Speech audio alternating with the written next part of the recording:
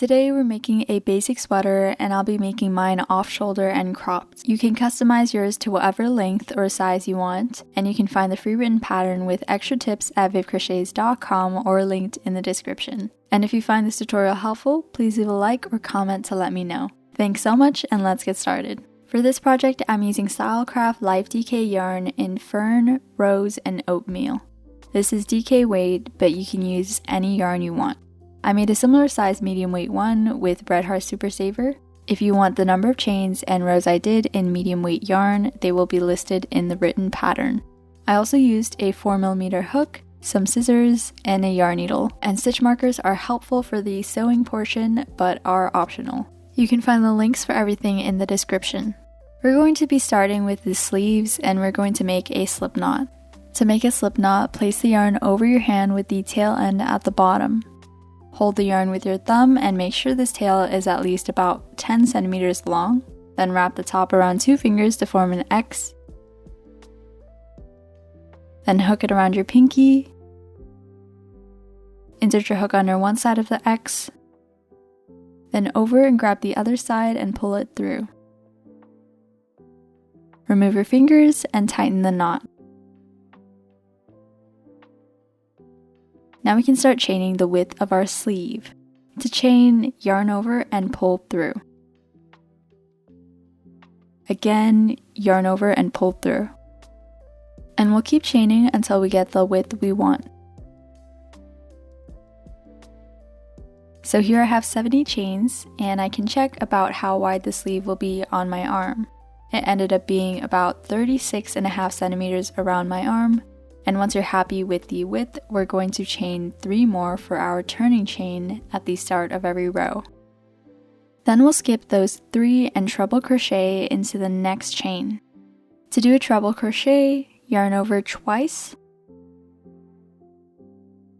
Insert your hook into the 4th chain from the hook. So go through the V and under the top loop. Yarn over. Pull through. Now you should have 4 loops on your hook. Yarn over and pull through 2 loops. Yarn over, pull through 2 loops. And yarn over and pull through the last 2 loops. Again, to do a treble crochet, yarn over twice. Insert your hook into the next chain. Yarn over, pull through, yarn over and pull through 2 loops 3 times.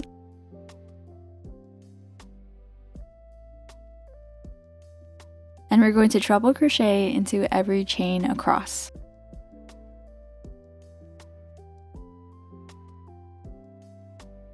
Once we reach the end of our foundation chain, we should have a total of 70 treble crochets, or however many chains you did. Now we're going to start the next row. To start every new row, we're going to chain 3, then turn.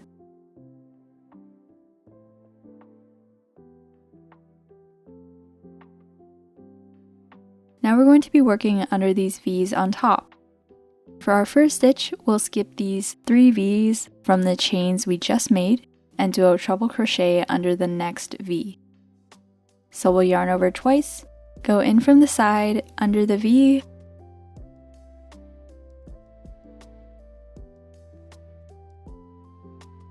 yarn over, pull through, yarn over, pull through 2, yarn over, pull through 2, and yarn over, pull through 2.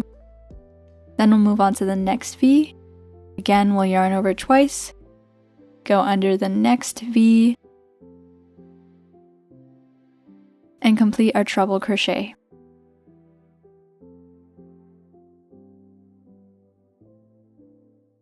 And we'll treble crochet all the way across.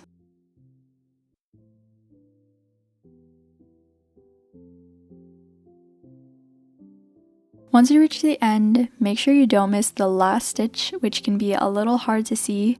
You should always have 70 treble crochets at the end of every row. To start a new row, again we'll chain 3 and turn.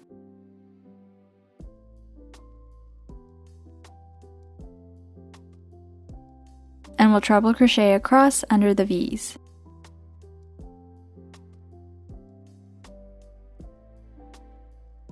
And we're going to continue adding rows until we reach the length of the sleeve we want.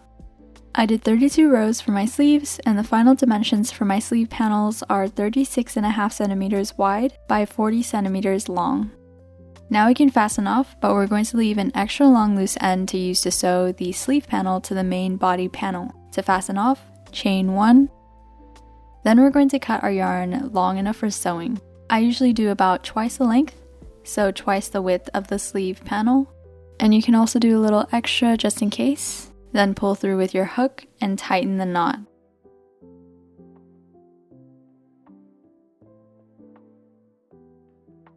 And we'll make an identical sleeve panel for the other sleeve. Make sure to do the same number of chains and rows, and also to leave a long loose end when you fasten off. Now we're going to make the main part of the sweater, which includes the front panel, neck hole, and back panel all connected. It starts the same as the sleeve, except we're going to chain the width of the sweater we want. So this isn't going to be the entire width around the sweater like the sleeve was. This will be half of the total circumference you want. So I chained 85, which resulted in a 49 centimeter wide sweater. Then I did 25 rows for a 32.5 centimeters long sweater. Once we're happy with the length, we can work the row that makes the neck hole. First, we're going to mark off how big we want the neck hole to be. So here I've made the neck hole about 32 centimeters wide, and I've marked the 16th stitch from either side to let me know when to stop doing treble crochets. If you want to be able to wear it on the shoulder or off one shoulder, I would recommend making the neck hole the length from one underarm to the other. And we're going to chain 3 and turn to start the next row. And we're going to treble crochet and stop before the stitch marker.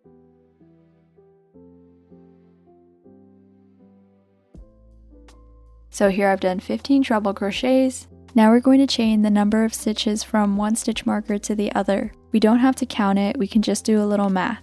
And since I have 85 stitches in the last row, I'll subtract the 15 stitches on either side. So I'll subtract a total of 30. 85 minus 30 is 55 stitches in the middle. So we'll chain 55. Then we'll skip over the 55 stitches in the middle and treble crochet starting the stitch after the stitch marker.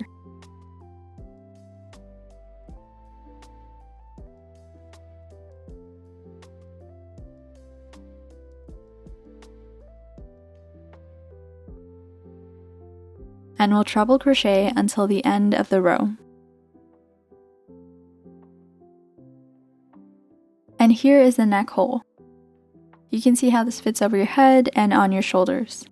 And now we can work the back panel. We'll chain 3 and turn to start the next row. Then we'll treble crochet until we reach the chains we just did. And in these chains, we're going to work a treble crochet into each of them.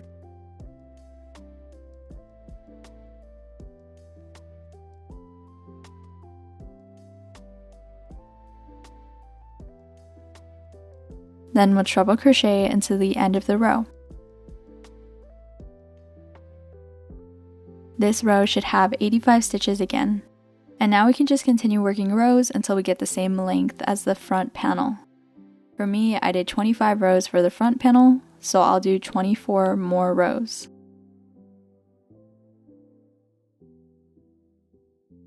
Now we should have this piece with the front panel, the neck hole, and the back panel. And we can fasten off with an extra long loose end. Again, chain 1, measure twice this length, so we'll use it to sew this L shape for the side of the sweater and the sleeve. Cut your yarn and pull through with your hook. Now that we have our 3 pieces, we can start sewing them together. First, we'll lay them out like this. Make sure that the long loose ends that you left on the sleeves are next to the main panel, because we'll use them to sew the sleeves to the main panel. So here I have the left sleeve and the main panel. Make sure that the loose end on your sleeve is on the right side.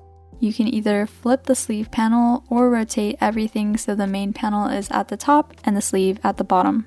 I have stitch markers to make sure everything is even. I have the middle stitch marker attached to the center stitch on the sleeve, and the neck hole row on the main panel.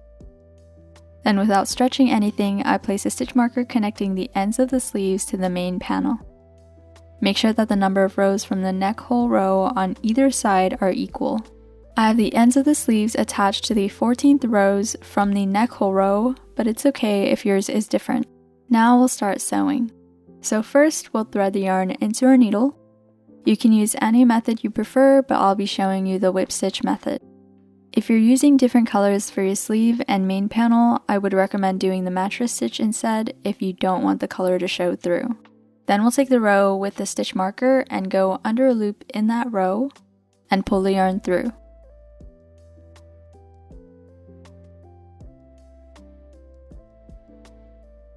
Then we'll go into the sleeve panel and under just the top loop of the V of the first stitch. Then back into the main panel under a loop across from that stitch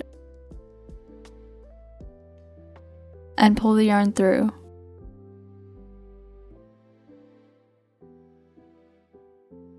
Then we'll go under the top loop of the V of the next stitch on the sleeve panel, then under a loop on the main panel across from that stitch, and pull the yarn through.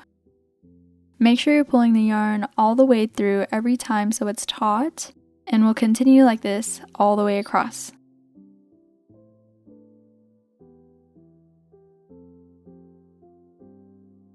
And once we're done, it should look like this, and the other side looks like this. It should have a very clean line because we only use the top loop of the V.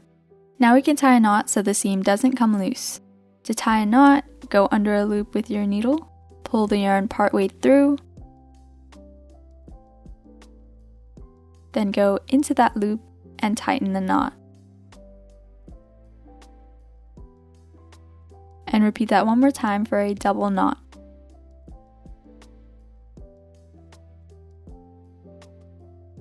Now we can repeat this with the other sleeve and make sure that you pin the sleeve to the main panel using the same number of rows. And we'll start sewing the sleeve the same way.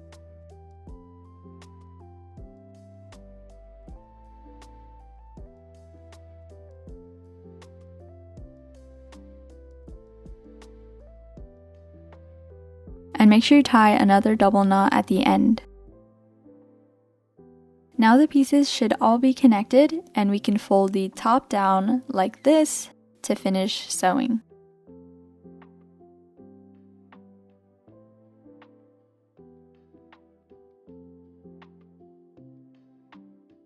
We're going to use the loose end we left at the main panel to close up the front and back panel, tie a knot at this corner, and sew the sleeve. And this time we're connecting the rows side by side, not going under any V's.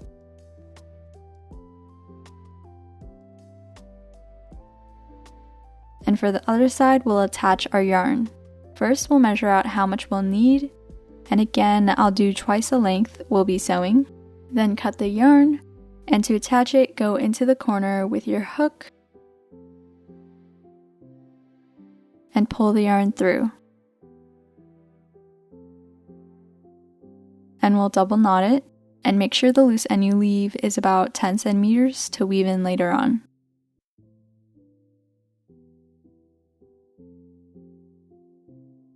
Now that it's attached, we can start sewing across. And make sure that you're lining up the rows with each other. And once we reach the corner, tie a knot, rotate it, and sew up the sleeve the same way. And tie a knot at the end of the sleeve. The last thing to do is to weave in all of our loose ends. So thread one of your loose ends into your yarn needle, and to hide it, we'll go under the stitches in a row. Then pull the yarn through, go down to another row,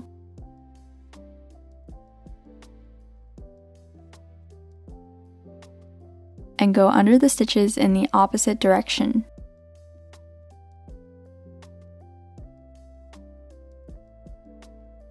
Then we can repeat if you have more yarn. Then we'll snip off the remaining loose end and hide our other ends. And your sweater is complete.